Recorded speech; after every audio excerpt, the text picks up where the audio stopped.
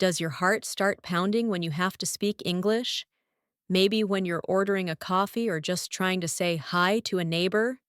If that sounds like you, you're not alone. So many English learners feel the exact same way. The secret to real confidence isn't memorizing vocabulary lists, it's practicing actual, real-life conversations. And that's exactly what we're going to do today.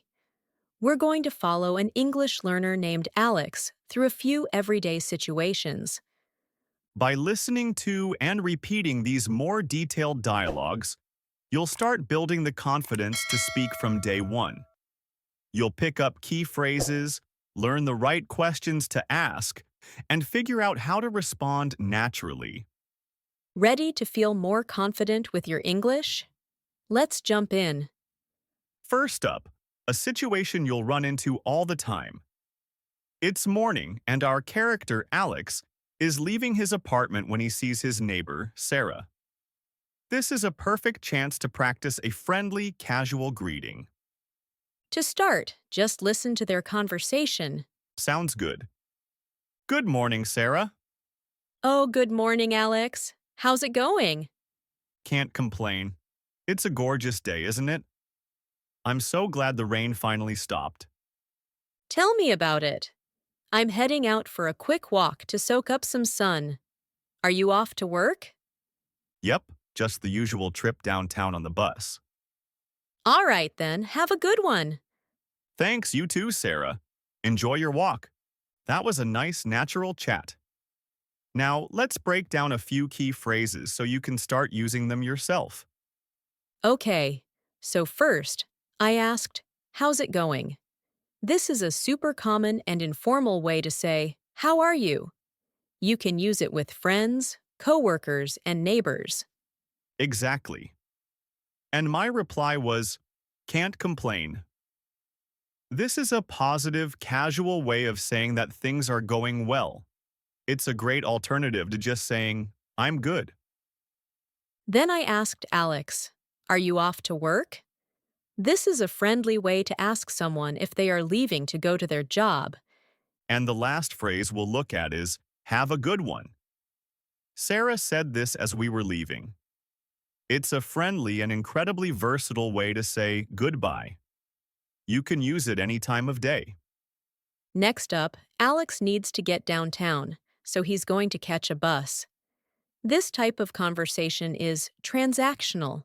It's focused on getting something done, like buying a ticket. These are super important for everyday life. For sure. All right, first, just listen. I'll be Alex again, and you be the ticket vendor. Next in line, please. How can I help you? Hello. I'd like to buy a ticket to the city center, please. Certainly. Will that be a single or a return? Just a single thanks. And could you tell me when the next bus is due? The next one is scheduled to arrive in about 5 minutes. That'll be $3.50. Great, thank you. Here you go. Thank you. Here is your ticket and your change. The bus stop is just around the corner to your right. Perfect. I appreciate the help. Thanks again. This is a really practical conversation. Let's look at the most important phrases. Okay, so I started with, I'd like to buy. This is a polite, clear way to say what you want. I'd like is just a softer, more polite version of I want. And you can use this phrase everywhere, in shops, cafes, or restaurants. For example, I'd like a bottle of water. Then I asked a really useful question. Could you tell me when? This is a very polite way to ask for information, like the time of a bus, a train, or a movie. Right. I also mentioned a single ticket or a return ticket. A single is for a one-way trip, while a return is for the trip there and back. In American English, single is often called one-way. Finally, when I paid, I said, here you go. This is a handy phrase you use anytime you give something to someone, whether it's money, a ticket, or a gift. After getting to the city, Alex feels like a coffee. Ordering food and drinks can be a little nerve-wracking for beginners, but it usually follows a simple script. Let's see how Alex handles it. I'll be Alex, and Jessica, you're the barista. You got it. First, just listen. Hi there, what can I get for you? Hello, can I get a large latte, please? Of course. Did you want whole milk or an alternative like oat milk? Oh, oat milk would be great, please. And I'll also grab a croissant. You got it. One large oat milk latte and a croissant. Is that everything for you today? Yes, that's all, thank you. Okay. And is that for here or to go?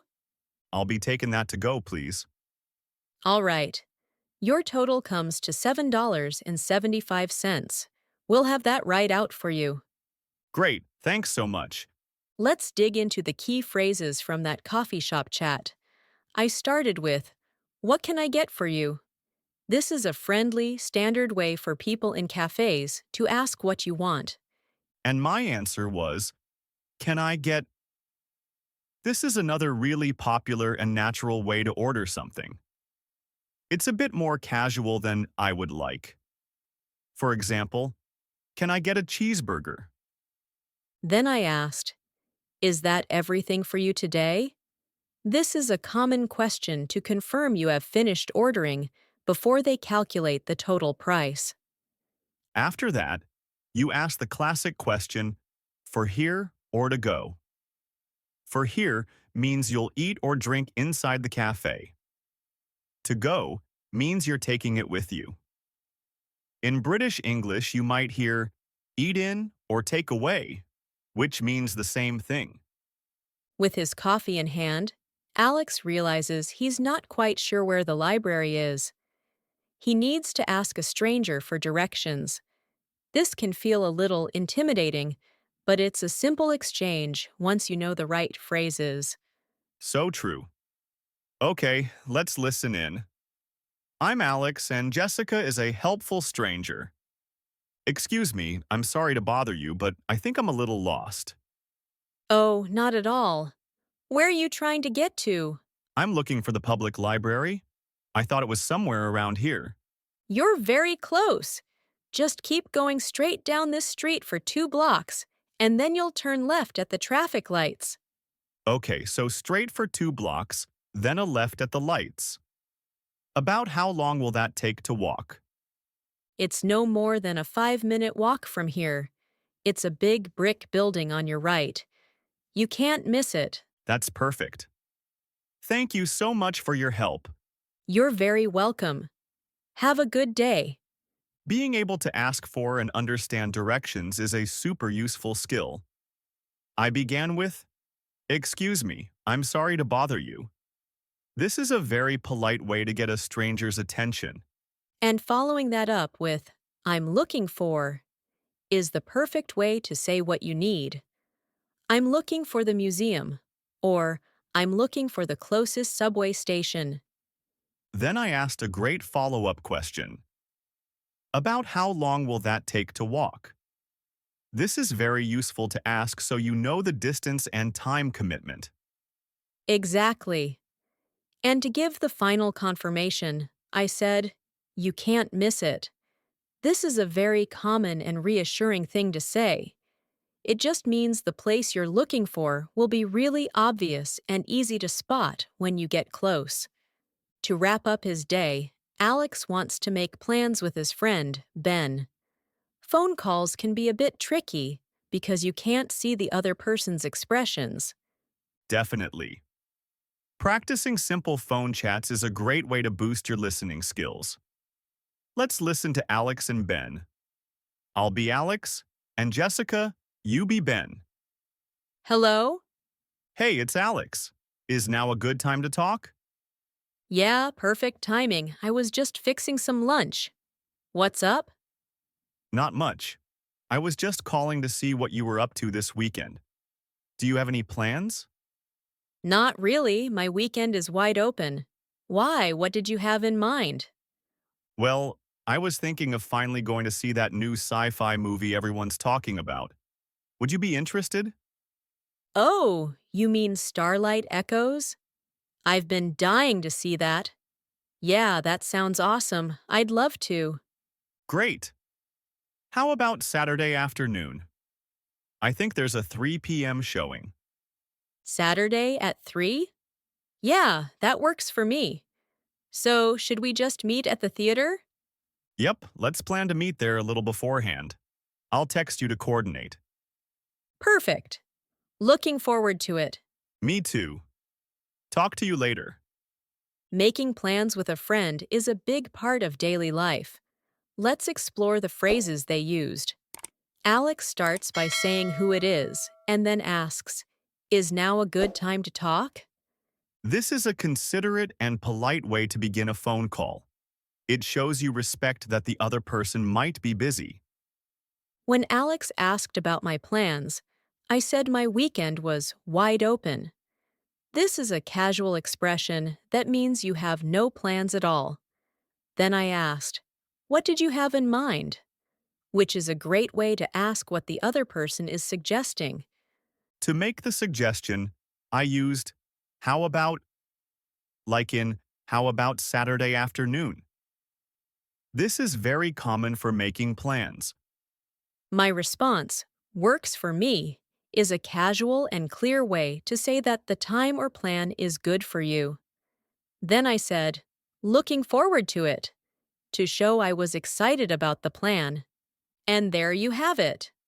Today, you practiced 5 common English conversations right alongside Alex: greeting a neighbor, buying a ticket, ordering coffee, asking for directions, and making plans.